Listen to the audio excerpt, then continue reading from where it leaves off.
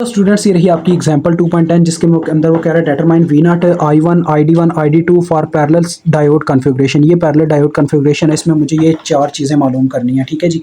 तो बच्चों सिंपल सी बात है यार, देखो वी नॉट जो है उसके बिल्कुल पैरेलल में ये डायोड लगा हुआ है जो कि फॉरवर्ड बायस्ड है, यानी कि करंट उसके देखें पॉजिटिव टर्मिनल में एंटर कर रही है एनोड वाली साइड में, तो ये डायोड है फॉरवर्ड बायस्ड।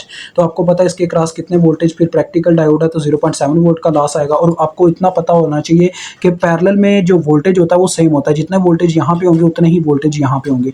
तो अगर इसके क्रॉस 0.7 वोल्ट का लॉस आ रहा है तो इसका मतलब यहाँ पे भी 0.7 वोल्ट होंगे। तो वी नॉट डायरेक्ट ही हमें 0.7 वोल्ट के इक्वल मिल गया। ठीक है, because V not is equal to VD2। ठीक है, और VD1 भी आपके पास इतनी वोल्टेज है।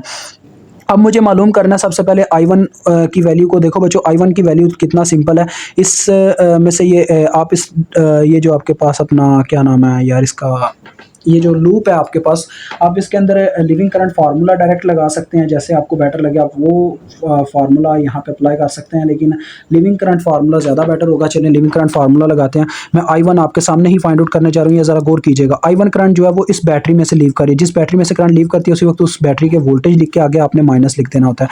अब यहाँ से ये लीव करती हुई क्या करती है, इस रजिस्टर में से गुजरती है और फिर जाके इस अपने क्या नाम है इस डायोड में से गुजरती हुई जाके डायरेक्ट ग्राउंड नोड में एंटर कर जाती है। अब इस डायोड के क्रॉस कितने वोल्टेज है हमारे पास, आपको पता है प्लस का साइन ऊपर होगा, नीचे माइनस का साइन होगा, और ये VD1 वोल्टेज इसमें होंगे जो कि 0.7 होते हैं। तो इसके पॉजिटिव टर्मिनल में करंट एंटर की करके गई है ना, तो ये पॉजिटिव आगे प्लस में लिखे जाएंगे, बट वो पॉजिटिव नेगेटिव हो जाएगा बाहर वाले माइनस की वजह से, और जितनी रेजिस्टेंस रास्ते में वो आ जाएगी बटे में जो कि R है। अब आप वैल्यूज अगर पुट करते हो, देखो 10 वैल्यू अपने E की और माइनस VD1 की वैल्यू 0.7 है, और R की वैल्यू है 0.33 किलो हम। अगर इसको मैं सॉल्व कर दूं तो मेरे पास I1 की वैल्यू आ जाती है कितनी जी, I1 की वैल्यू आ जाती है 28.18 मिली एम्पेयर, या 2 भी कह सकते हो अप्रॉक्सीमेटली। तो अब मैं आपको कहूँ ID1 और ID2 जो हैं वो I1 का बनते हैं अप्रॉक्सीमेटली। देखो ये मेरे पास एक नोड है, दैट इज़ एक नोड, बिकॉज नोड एक ऐसा पॉइंट होता है जहाँ पे एक से ज़्यादा चीज़ों की वायर अटैच होती है। तो देखो यहाँ पे 3 चीज़ों की वायर अटैच हो रही है, 2 डायोड्स की और एक रेजिस्टर की। तो ये एक मेरे पास नोड है, नोड के ऊपर मैं अप्लाई करूंगा KCL का कहता है बच्चों तो sum of entering current is equal to sum of leaving current, जितना करंट एंटर करता है उतना ही लीव करता है, ये अपने KCL का कहना है। तो इसके अकॉर्डिंग देखा जाए तो क्या इक्वेशन बनेगी, देखें I1 इसमें एंटर कर रही है जबकि बाकी दोनों करंट्स लीव कर रही हैं, तो हमारे पास आ जाएगा I1 is equal to ID1 plus ID2, ये चीज़ आती है।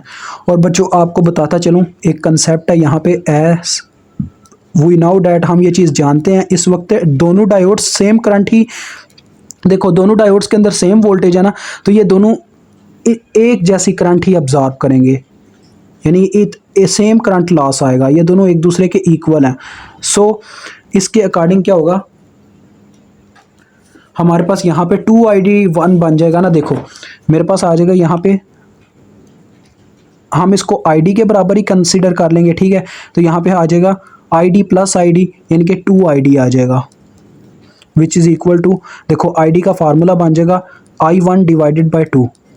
तो वैल्यू अगर मैं पुट करता हूँ 28.18 डिवाइडेड बाई 2, तो ये आ जाएगा 14.09 मिली अम्पेयर। ये आपके ID1 और ID2 की वैल्यू है। मुझे उम्मीद आपको इसकी भी समझ आ गई होगी।